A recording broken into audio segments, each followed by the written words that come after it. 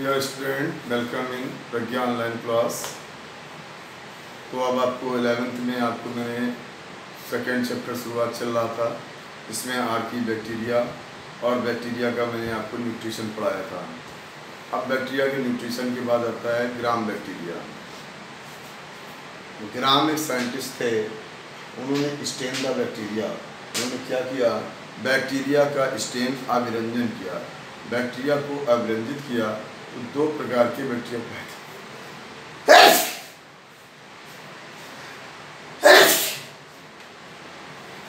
Bacteria को अभिरंजित किया तो दो प्रकार के बैक्टीरिया मिले, एक ग्राम पॉजिटिव और एक ग्राम निगेटिव। तो क्या था, कैसे उन्होंने अभिरंजित किया?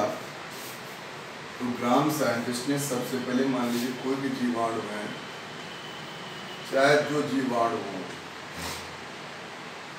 बैक्टीरिया,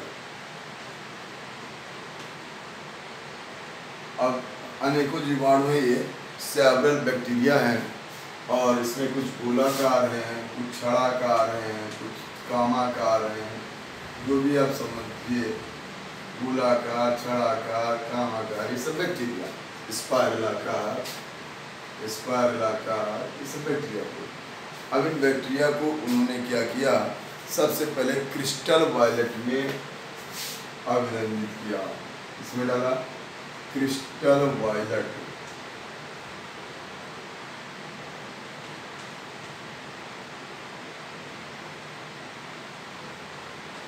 क्रिस्टल वायलेट में किया। देखा क्या, सभी जीवाणु बैंगनी हो जाते हैं। क्या देखा उन्होंने, सभी जीवाणु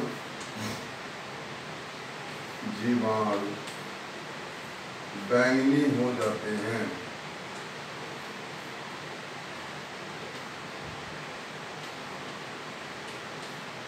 क्रिस्टल वायलेट में क्या हो जाते हैं, सभी जीवाणु बैंगनी हो जाते हैं।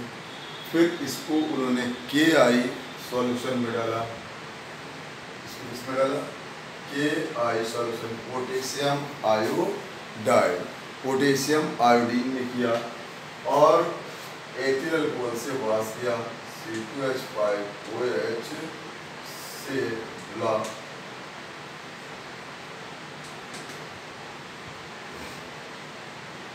और धुलने के बाद उन्होंने क्या देखा, जीवाणु दो प्रकार के हो जाते हैं। एक जीवाणु हो जाते हैं अपना एक बैंगनी रंग खो देते हैं, कुछ जीवाणु बैंगनी रंग खो देते हैं।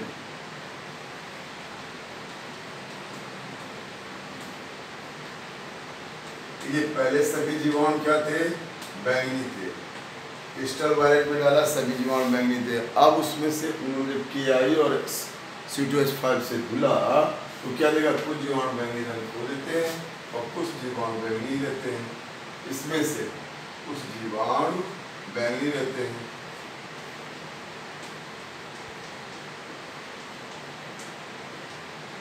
अब देखिए, कुछ बैंगनी है और कुछ बैंगनी को खो रहे हैं। तो जो बैंगनी हैं उनको ये क्या कहा गया, G पॉजिटिव,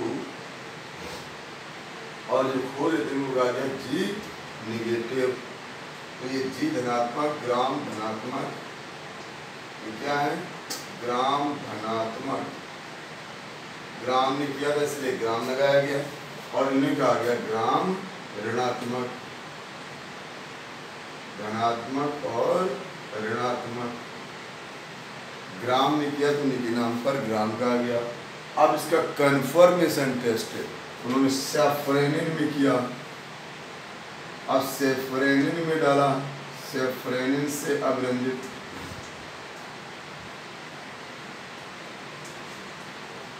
सेफ्रेनिन में अभिरंजित किया, इसको भी सेफ्रेनिन में अभिरंजित किया।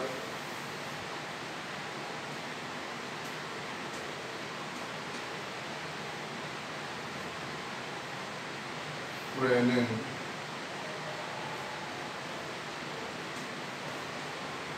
अभिरंजन। क्या देखा उन्होंने, अब देखा क्या, ये जो बैंगनी रंग खो देते हैं ये गहरे लाल रंग के हो जाते हैं, गहरे लाल रंग के हो जाते हैं।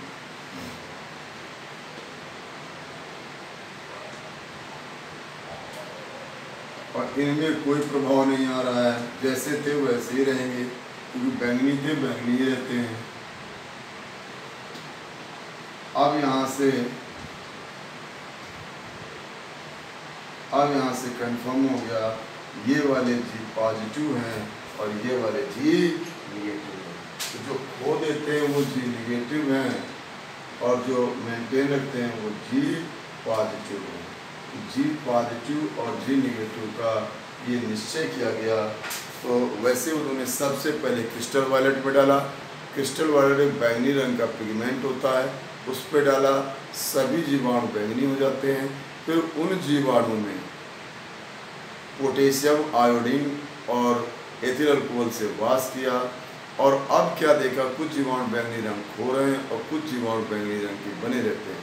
जो बैंगनी रंग खो देते हैं वो निगेटिव हो सकते हैं और जो बने रहते हैं पॉजिटिव। इसके बाद कन्फर्मेशन के लिए सैफरेनिन का यूज किया। तो जो बैंगनी खो दे रहे थे तो कलरलेस थे, अब जो कलरलेस थे उनमें चढ़ गया लाल रंग और वो डीप रेड कलर के हो गए। लेकिन बैंगनी में लाल चढ़ता नहीं है तो वो उनमें कोई प्रभाव नहीं हुआ। तो इससे कंफर्म हो गया जीवाणु। तो जो जीवाणु, अब इसमें देखिए बहुत से अंतर होते हैं। जैसे जब मैंने जीवाणु कोशिका की सेल वॉल बताई थी तब आपको कुछ अंतर बताए भी थे, ग्राम पॉजिटिव और ग्राम निगेटिव है। तो अब आप यहाँ पर देखिए, बस ये क्वेश्चन आपको यहाँ न देकर सेल वाले चैप्टर में दिया गया है, लेकिन बैक्टीरिया का क्वेश्चन इसलिए मैं यहाँ इसी जगह आपको बता दिया।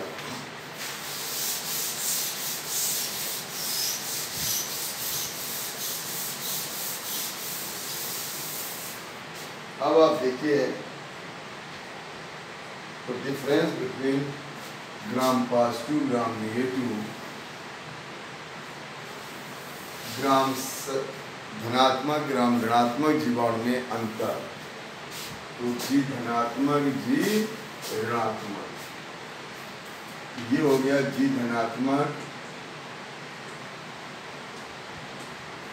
और ये हो गया जी ऋणात्मक।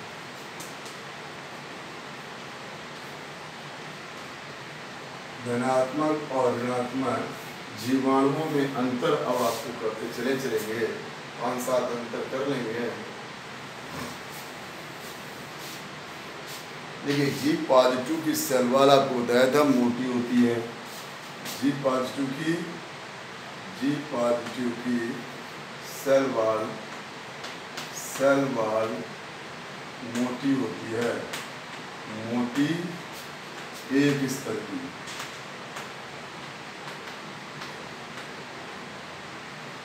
बनी और यहाँ पर क्या होता है, पतली और 2-3 स्तर की बनी होती है। पतली व 2-3 स्तर। वैसे अगर आप देखें यहाँ पर बताया था 20 से 80 माइक्रोन की थी और ये करीब वही आपकी 10 से 15 माइक्रोन की होती है। ये मोटी होती है, जो पतली ये एक लेयर है और ये 2-3 लेयर है, माने इसमें लेयर ज़्यादा है। ये होमोजीनस है और ये हेट्रोजीनस है। ये होमो है, पॉजिटिव में होमो होती है और निगेटिव में हेट्रो होती है। अब देखिए पॉजिटिव की जो सेल वॉल होती है उसमें प्रोटीन पेप्टिडोग्लाइकन अधिक होता है, लिपिड कम होता है। यहाँ पर क्या होता है, पॉजिटिव की सेल वॉल में कोशिका भित्ति में, सेल वॉल कोशिका भित्ति में प्रोटीन पेप्टिडोग्लाइकन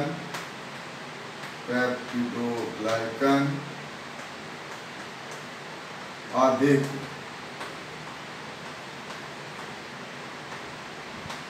लिपिड कम होता है। लिपिड बहुत कम, 2% होता है,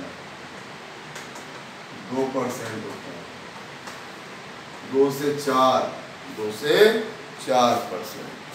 अब यहाँ पर क्या है, 4% तक हो सकता है, लेकिन यहाँ पर क्या है, सेल वॉल में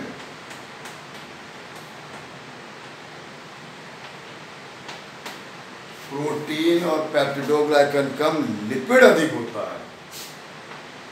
प्रोटीन पेप्टिडोग्लाइकन, ग्लाइकन कम और लिपिड अधिक होता है। लिपिड अधिक 30% तक होता है। ये कम हो जाता है और ये बढ़ जाता है, 30% तक लिपिड रहता है। अच्छा, अब आप देखिए जो ये होते हैं बहुत कुछ आता है। इसकी सेल वॉल में टिकोइक एसिड रहता है। सेल वॉल में टिकोइक एसिड पाया जाता है। एसिड पाया जाता है और उसमें नहीं होता है, नहीं पाया जाता है। क्या? टिकोइक। इसमें टिकोइक रहता है, इसमें टिकोइक नहीं होता है। इसकी सेल वॉल में एलपीएस नहीं होता है। सब सेल वॉल है कोशिका भित्ति, एलपीएस लाइपोपॉलीसेकेराइड नहीं होता है। लाइपोपॉलीसेकेराइड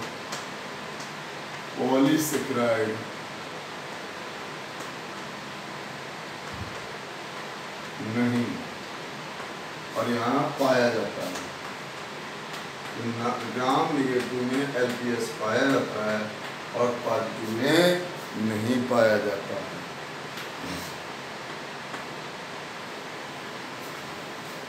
फिर बात करेंगे, इसमें क्रॉस लिंकेज अधिक होता है। क्रॉस लिंकेज किसके बीच होता है? नाग व नाम, नाम के बीच बहुत अधिक होता है और इसकी अपेक्षा यहाँ पर कम होता है। यहाँ क्रॉस लिंकेज माने वो जो क्रॉस ब्रिज होता है कम होता है, कम होता है। इसमें मीजोसोम प्रायः पाया जाता है। मीजोसोम यहाँ श्वसन एंजाइम होते थे, कॉन्ड्रियोसोम कहते थे, प्रायः पाया जाता है। मीजोसोम प्रायः पाया जाता है और इसमें अनुपस्थित या क्षीण होता है। अनुपस्थित या क्षीण माने कमजोर, बहुत कम, तो अनुपस्थित या क्षीण। देखिए ग्राम जो पॉजिटिव होते हैं वो एंटीबायोटिक से आसानी से नष्ट हो जाते हैं। ग्राम पॉजिटिव एंटीबायोटिक प्रतिजैविक दवाओं, एंटीबायोटिक स्ट्रेप्टोमाइसिन, क्लोमाइसिन प्रतिजैविक से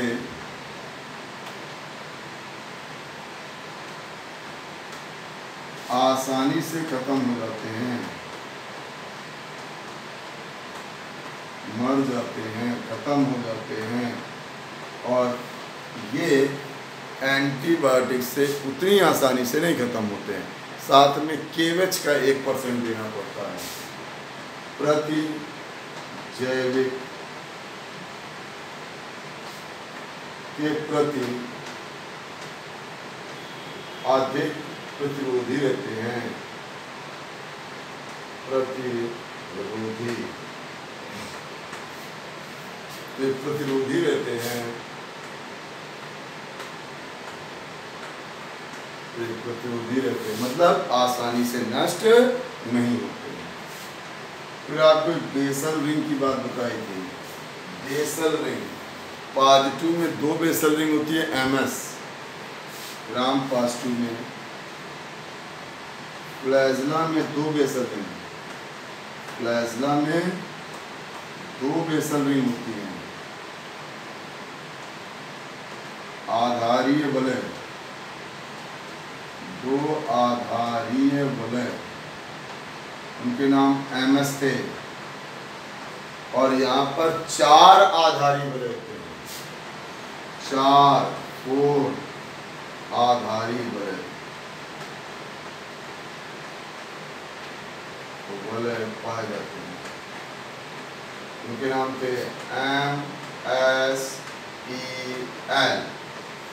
MSPL। ये बाहर सेल वॉल पर होते हैं और ये सेल मेम्ब्रेन में, यहाँ केवल सेल मेम्ब्रेन में होते हैं, केवल सेल मेम्ब्रेन में। ज़्यादातर रोग आपको निगेटिव फैलाते हैं, ज़्यादातर रोग निगेटिव फैलाते हैं। आपको कैप्सूल बताया था, ज़्यादातर उसी के पास पाया जाता है और रोग भी ज़्यादातर उसी से होते हैं, रोग भी ज़्यादातर उसी से होते हैं।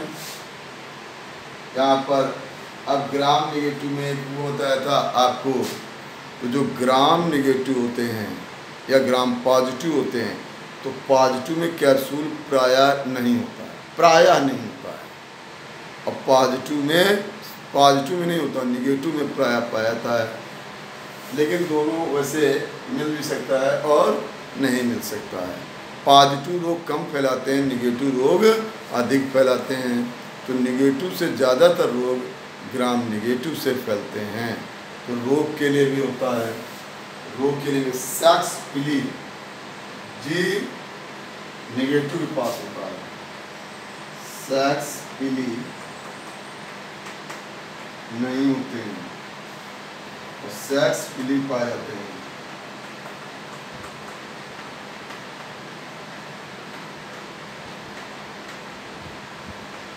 पाए जाते हैं। और डीएनए की बात अगर कर लें, डीएनए आरएनए का अनुपात, डीएनए अनुपात आरएनए 1:8 होता है। मतलब क्या है, आरएनए अधिक रहता है इसमें और इसमें दोनों लगभग बराबर होते हैं, 1:1 लगभग बराबर। डीएनए आरएनए लगभग बराबर है। तो अब आप देखिए, वैसे जितने गोल आकार के, सामान्यतः गोल आकार के जीवाणु पॉजिटिव होते हैं और छड़ वाले या वैसे वाले जीवाणु ई कोलाई वगैरह निगेटिव होते हैं। गोल वाले जीवाणु ज़्यादातर पॉजिटिव होते हैं। पॉजिटिव से रोग कम फैलते हैं, निगेटिव से ज़्यादा फैलते हैं। ये था ग्राम पॉजिटिव ग्राम निगेटिव बैक्टीरिया। अब आता है जीवाणुओं में श्वसन। जीवाणुओं में श्वसन, ये जीवाणु सांस लेते हैं, अगर जीव है तो श्वसन करेगा। ये आपको जब आपने सजीवों के लक्षण पढ़े थे वहाँ आपने पढ़ा था, उपापचय क्रियाएं होती हैं, पोषण श्वसन ये सब क्रियाएं पाई जाती हैं। तो जीवाणु सजीव है, प्रोकैरियोटिक कोशिका है, तो श्वसन करते हैं। तो श्वसन की बात अगर हम करें, श्वसन रेस्पिरेशन, तो जीवाणुओं में श्वसन पाया जाता है, विषाणुओं में नहीं पाया जाता है, जीवाणुओं में श्वसन पाया जाता है। और श्वसन के दशे निम्न प्रकार के होते हैं। तो श्वसन पाया जाता है, जीवाणु रेस्पायर होते हैं, मतलब श्वसन करते हैं, पाया जाता है, जो निम्न 4 प्रकार का होता है, जो निम्न प्रकार का हो सकता है। अब देखिए श्वसन कितने प्रकार का हो सकता है। अब देखिए इसमें 4 प्रकार माने जाते हैं। एक होते हैं अविकल्पी एरोबिक। क्या होते हैं? अविकल्पी एरोबिक। पहला है अविकल्पी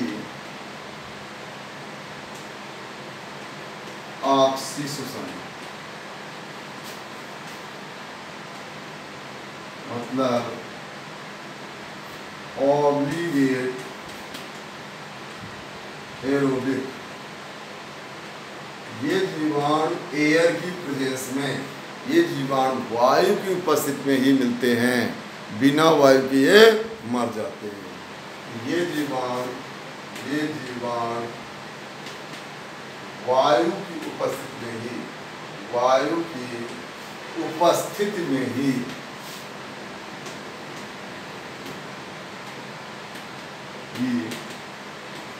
श्वसन करते हैं, श्वसन करते हैं।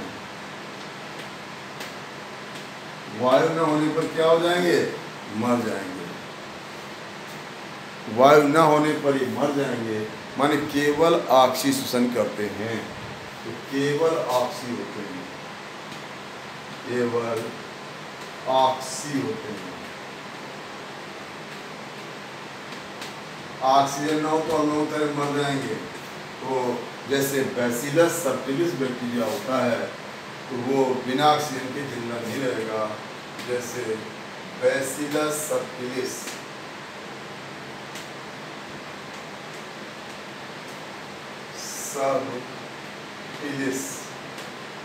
ये जीवाणु बिना ऑक्सीजन के जिंदा नहीं रहते। इनको क्या चाहिए? ऑक्सीजन मस्ट है, बिना ऑक्सीजन के जिंदा नहीं रहते। अच्छा, दूसरे होते हैं विकल्पी ऑक्सी। विकल्पी ऑक्सी माने ऑक्सी शोषण इनका विकल्प है। ऑक्सी शोषण क्या है? विकल्प, मतलब कहेंगे फैकल्टेटिव एरोबिक।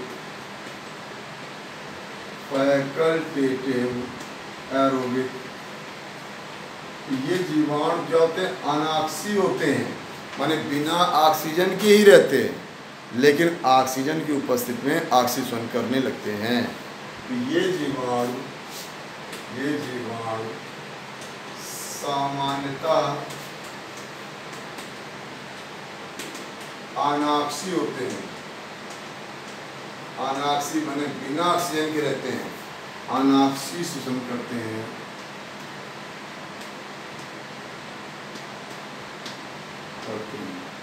ऑक्सीजन की उपस्थिति में, ये इसमें ऑक्सीजन की उपस्थिति में, ये ऑक्सीजन की उपस्थिति में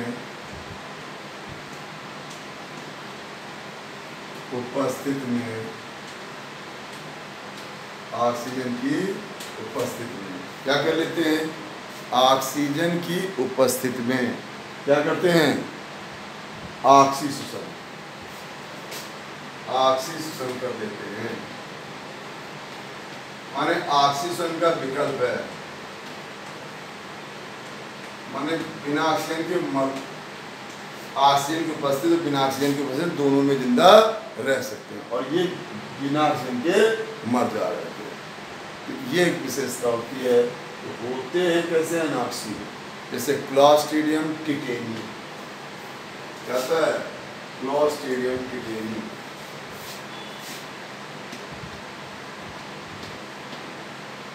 क्लोस्ट्रिडियम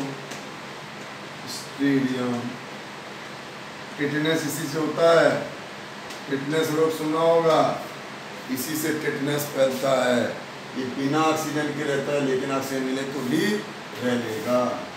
फिर होते हैं अविकल्पी अनॉक्सी। अविकल्पी अनॉक्सी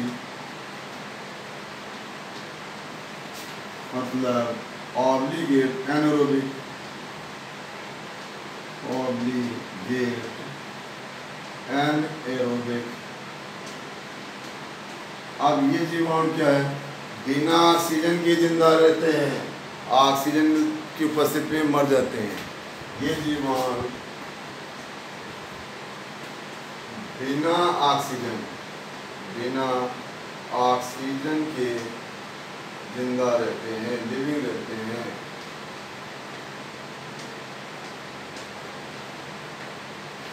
अनॉक्सी शोषण करते हैं, ऑक्सीजन की उपस्थिति में मर जाते हैं। अनॉक्सी शोषण क्षमता हमारी कुछ कोशिकाएं जैसे स्टेटेड मसल और सूक्ष्म जीवों में ही पाई जाती है, पैरासिटिक में पाई जाती है।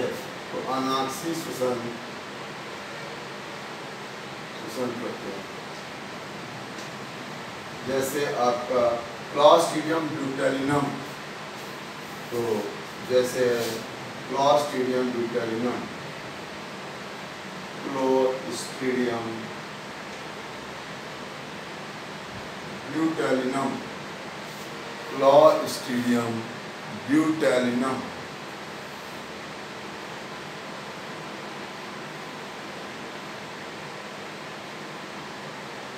क्लॉस्ट्रिडियम ब्यूटेलिनम तो ब्यूटाइलिनम एक बैक्टीरिया है जो आपका क्या है, वैसे सभी क्लास्ट्रीडियम अनाक्सी होते हैं एक टिटैनी को छोड़कर, तो ज़्यादातर क्लास्ट्रीडियम इसी में आते हैं। अगला होता है चौथा, वही विकल्पी अनाक्सी। विकल्पी अनाक्सी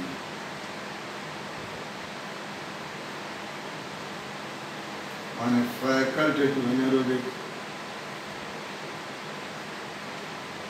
एनारोबिक। अब नाम से समझ आ गया, ये होता तो आरसी माने इसका उल्टा रहता है दोनों में, यही पोषण में बताया था। फैकल्टेटिव का मतलब विकल्प है वो, तो ये होता तो अनाक्सी मतलब क्या करता है, ऑक्सीजन करता है। यह मुख्यतः एरोबिक होता है माने ऑक्सीजन करता है, ऑक्सीजन के ऊपर से एरोबिक होता है, किंतु बिना ऑक्सीजन में ये अनाक्सी कर लेता है। किंतु ऑक्सीजन की अनुपस्थिति में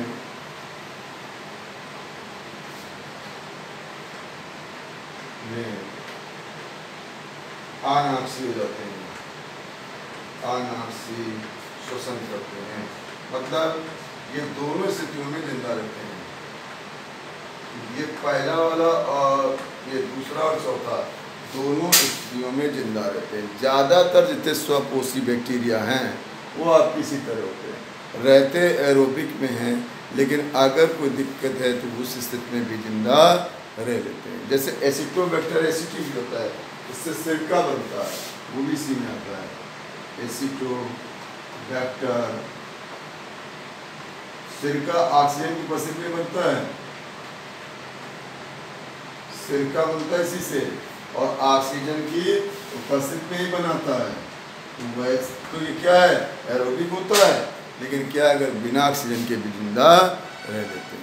तो अब आप देख रहे थे ये श्वसन करते हैं चार्टा, जैसे हम लोग ऑक्सी और अनाक्सी, हम तो ऐसे ऑक्सी है लेकिन हमारी कुछ कोशिकाएं अनाक्सी हैं।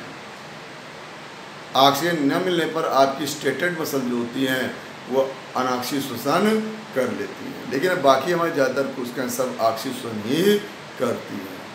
अच्छा, अब अगला क्वेश्चन है लास्ट, जन्म जीवाणुओं में जनन। तो जनन का मतलब होता है किसी जीव का अपने समान जीव पैदा करना, किसी जीव का अपने समान जीव पैदा करना, अर्थात अपनी आबादी को बढ़ाना ही कहलाता है जनन। अपनी आबादी को बढ़ाना ही जनन कहलाता है। किसी जीव का अपने समान जीव पैदा करना अर्थात अपनी आबादी को बढ़ाना ही जनन कहलाता है। तो अब बात हो रही जीवाणुओं में जनन, इसमें जीवाणुओं में जनन।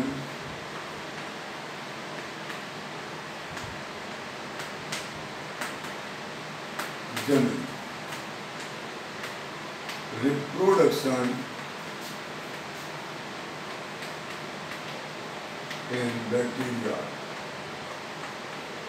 जीवाणुओं में जनन, जनन का मतलब होता है किसी जीव का अपने समान जीव पैदा करना, किसी जीव का अपने समान जीव पैदा करना, अपनी आबादी को बढ़ाना ही जनन कहलाता है। देखिए, आज जो जातियां मेंटेन हैं प्रकृति में, पृथ्वी में जातियां रह रही हैं, उसका कारण क्या है, जनन। जैसे अगर मान लीजिए जनन ना होता मानव में, तो मानव में जो पैदा हुए थे मर जाते हैं, फिर आगे कैसे बढ़ते हैं मानव। आज आप देख रहे हैं आबादी इतनी बढ़ गई, जब हमारा देश आज़ाद हुआ था तो भारत की आबादी 25-30 करोड़ थी, और आज आबादी 1 अरब 30 करोड़ हो गई। कैसे हो गई, जनन से। तो यही होता है किसी जीव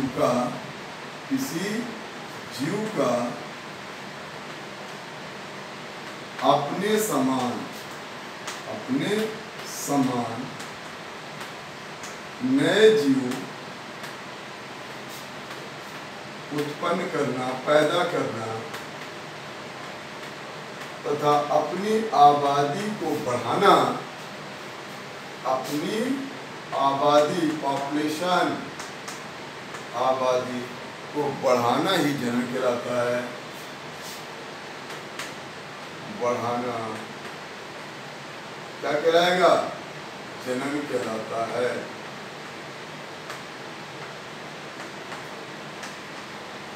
तो अपनी आबादी को जो बढ़ा लेते हैं उसे क्या कहते हैं?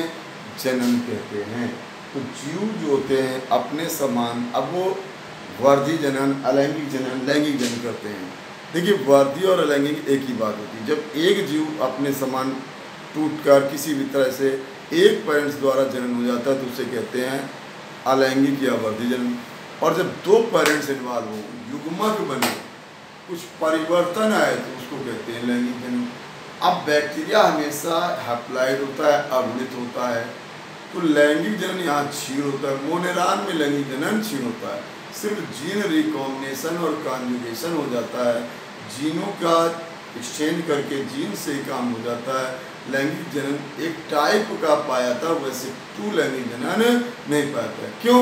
क्योंकि इनमें मियोसिस नहीं होता है और लैंगिक जनन के लिए मियोसिस आवश्यक होता है। अल्ट्रेशन ऑफ होना चाहिए, अल्टर एकांतर होना चाहिए एन और टू एन, लेकिन यहाँ पर नहीं होता है, इसलिए लैंगिक जनन क्षीण या अविकसित है। और लैंगिक अलैंगिक पाया जाता है, लैंगिक बहुत रेयरली वाला है, जिसको आप कह तो सकते हैं लैंगिक जनन, लेकिन वो ट्रू लैंगिक जनन नहीं होता है। तो अब देखिए, इसमें अलैंगिक जनन होता है, उसमें पहला वर्धी जनन, वर्धी भाग, जैसे आपके संवर्धी भाग के हाथ पैर सब वर्धी भाग है, ऐसे जीवाणु के भी वर्धी भाग, डीएनए को छोड़कर बाकी सब भाग वर्धी भाग होता है, माने न्यूक्लियर मटेरियल को छोड़कर सब वर्धी भाग है। और वर्धी भाग से जब नया बन जाए उसको वर्धी जनन कहते हैं। आप देखते हैं कुछ पौधे होते हैं टूट जाते हैं, तना लग जाता है, क्या है? वर्धी जनन। ऐसे जीवाणु होता है। तो कुछ जीवाणु तो वैसे भी सूक्ष्म होता है, इनमें वर्धी जनन की क्षमता बहुत अधिक होती है। तो जनन निम्न प्रकार का होता है, जनन निम्न प्रकार का होता है।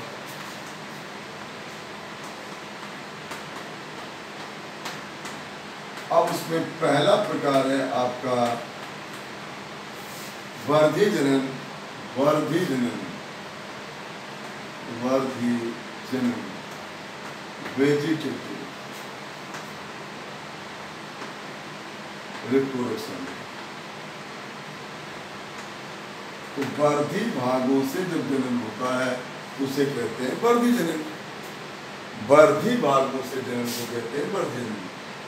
वेजिटेटिव पार्ट से, वेजिटेटिव पार्ट से एकल पेरेंट्स, एक ही पेरेंट्स के द्वारा, एकल जनक द्वारा होने वाला जनन वर्धी जनन कहलाता है। होने वाला जनन वर्धी जनन कहलाता है। अब यहाँ पर वर्धी जनन कई प्रकार का हो जाता है। इसमें सबसे मेन जो पाया था वो होता है बाइनरी फिजन, द्विविखंडन। तो अब इसमें कई प्रकार, इसमें पहला प्रकार है बाइनरी फिजन, इसको कहते हैं द्विविखंडन।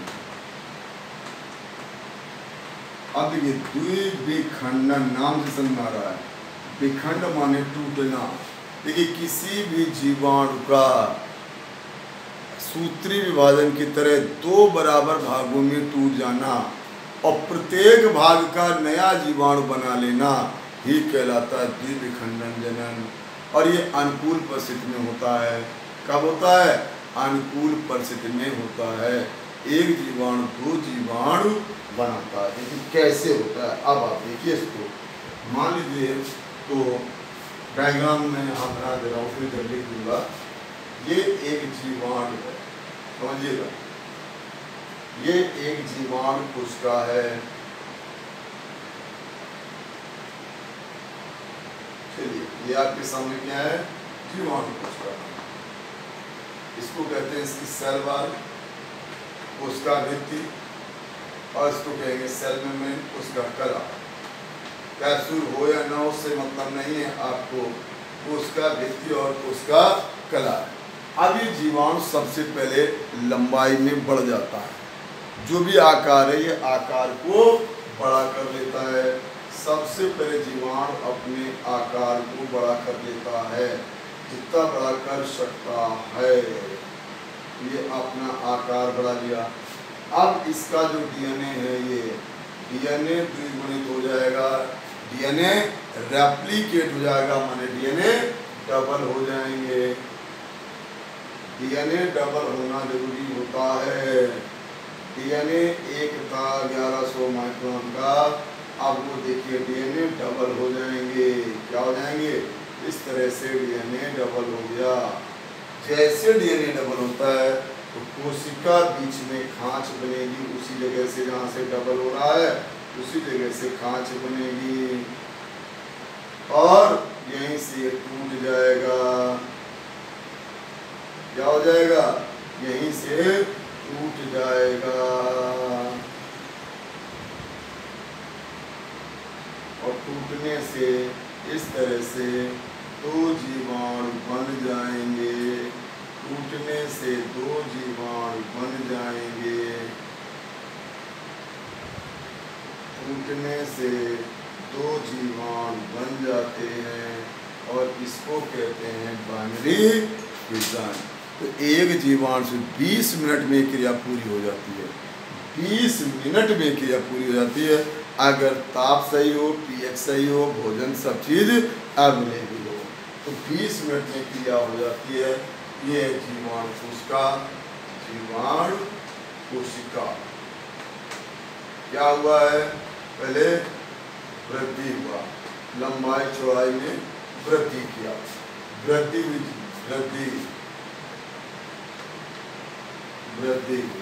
वृद्धि के बाद क्या हुआ?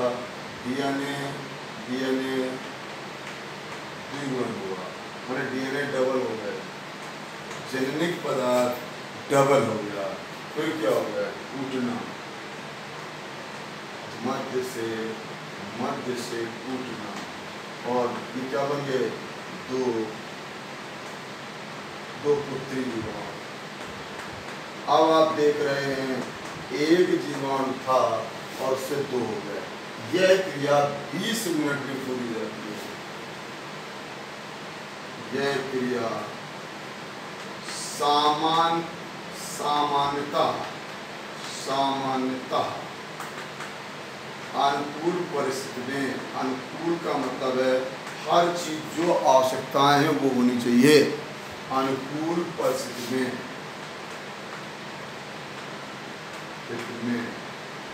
20 मिनट में पूर्ण हो जाती है। अर्थात 20 मिनट में 1 से 2 जीवाणु बन जाते हैं। 20 मिनट में 1 से 2 जीवाणु बन जाते हैं। तो अब आप देखिए ये अनुकूल परिस्थिति में पाया जाए तो कब होता है? अनुकूल परिस्थिति में होता है। यह अनुकूल परिस्थिति में होता है। अनुकूल का मतलब जो चाहिए, जितना ताप चाहिए, पीएच चाहिए, परिस्थिति में होता है, पाया जाता है। तो अनुकूल परिस्थिति में पाया जाता है, माने जहाँ जो ताप चाहिए, जो चाहिए, सब चीज जितनी चाहिए उसी में हो जाएगा। ये अनुकूल परिस्थिति में होगा, पहला पॉइंट। दूसरा पॉइंट, अब इसमें जीवाणु में पहले वृद्धि होती है। क्या होगी? जीवाणु में वृद्धि होती है। डीएनए का द्विगुणन होता है। डीएनए रेप्लिकेशन करता है, द्विगुणन डबल हो जाता है। डीएनए डबल हो जाता है, द्विगुणन गुणन करता है, गुणन करता है, डबल करेगा। फिर क्या होगा? जीवाणु कोशिका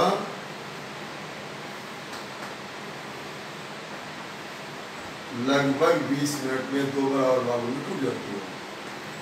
20 मिनट में 2 बराबर भागों में टूट जाती है।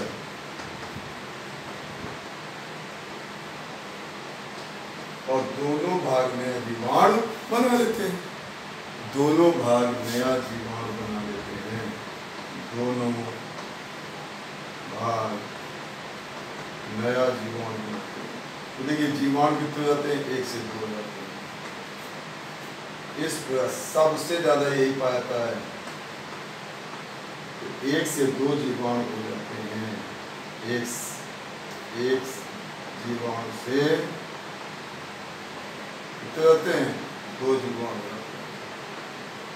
अब 2 जीवाणु हो गए, मैंने हो गए, संख्या बढ़ गई, तो अपने समान नया जीव बनाते चले जाते हैं। सामान्य स्थिति में 20 मिनट में होता है, सामान्य स्थिति। अब यहाँ पर मेडिकल में क्वेश्चन एक आता है कि अगर एक जीवाणु 20 मिनट में टूटता है, मान लीजिए कभी कभी इसको संख्या बदल देते हैं, 20 मिनट को जाके देता है 10 मिनट में।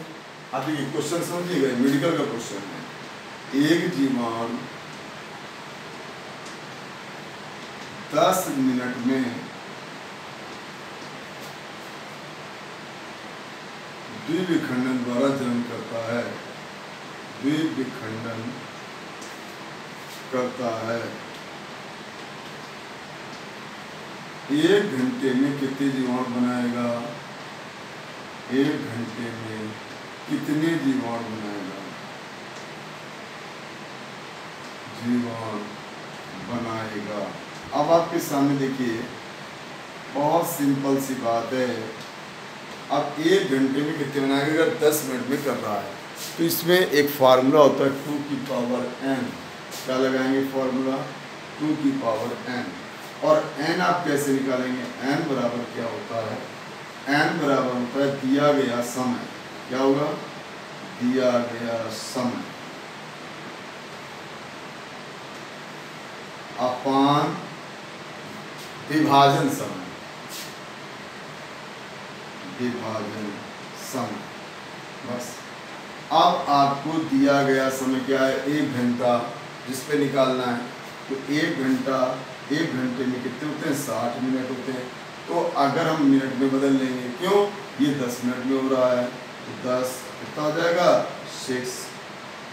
अगर ये मिनट में दिया गया होता समय तो हमको नहीं बदलना पड़ता, लेकिन घंटे में दिया गया तो 1 × 60/10, तो क्या हो गया, 6। तो 2 की पावर 6 बैक्टीरिया बनेंगे, जीवाणु। माने 12 नहीं होंगे, 2 × 2 × 2 × 2 × 2 × 2 × 2 × 2 6 टाइम, 2 × 4 = 16, 32, 64 जीवाणु बनेंगे। तो 1 घंटे में कितने बन जाएंगे, 64 बनेंगे। अगर यहीं पर ये 20 मिनट कहता तो 8 बनते। तो वो कितने समय में डिवाइड हो रहा है, उस पर विशेष ज्ञान होता है। फिर एक होता है कि जीवाणु मान लो 10 मिनट में हो रहा है और 1 कप को ये 1 घंटे में भर रहा है, तो आधा कप कितनी देर में भरेगा। देखिए समझिएगा बात को, यही एक बात है। और ये जीवाणु 10 मिनट में विभाजित होता है और 1 कप को 10 मिनट में 1 घंटे में भर देता है। ये दूसरा क्वेश्चन है, ये दूसरा क्वेश्चन है, क्या है, एक जीवाणु 10 मिनट में पानी फिल्म करता है, पूर्ण करता है। किसी कप को 1 घंटे में भर देता है, 1 घंटे में भर देता है, भर देता है। उसका हाफ कप तो उसका आधा कप, तो उसका आधा कप भरेगा, आधा कप भरेगा। अब आप देखिए, आप माइंड लगाइए, 30 मिनट नहीं कह सकते यार, जितनी देर में डिवाइड होगा उतने पहले आधा होगा। जितनी देर में डिवाइड होता है, जितने समय में बाइनरी फिजन करता है, बाइनरी फिजन करता है, उतना समय पहले ही हाफ होगा, उतना समय पहले ही हाफ होगा। हाफ कब रहेगा, मतलब अगर ये 10 मिनट में डिवाइड हो रहा है तो 10 मिनट पहले आधा होगा, मतलब 50 मिनट में आधा रहेगा। तो इसके हिसाब से इसका आंसर बनेगा 50 मिनट। क्यों, 1 घंटे में भर रहा था, 60 मिनट में भर रहा था, 10 मिनट पहले आधा रहेगा। अगर ये 1 मिनट में टूटता तो 59 मिनट पहले आधा होता, 2 मिनट में टूटता तो 58 मिनट में आधा होता, 20 मिनट में टूटता तो 40 मिनट में आधा होता। जितने में डिवाइड हो रहा होता है उतने समय पहले वो हाफ होगा। ये होता है इसमें, यही तो ये क्वेश्चन मेडिकल से हैं कि इतनी देर में कितने जीवाणु बनेंगे, 3 घंटे में, 1 घंटे में। मैंने एक एग्जाम्पल बताया, अब आप बनाएंगे, सब बनेंगे क्वेश्चन। आपको आप एक एक चीज़ मैंने जो बताया अगर याद कर लेंगे, आपसे हर क्वेश्चन बनेगा, 99% क्वेश्चन बनेंगे। कुछ क्वेश्चन लर्न करने पड़ते हैं, आसानी से आप मेडिकल क्रैक कर लोगे। ठीक, ओके। तो बाकी आगे पढ़ाऊँगा नेक्स्ट टाइम पर। तो आपको मैंने बताया कोई प्रॉब्लम, मेरा number 777 20 26 164। Thank you very much. Okay.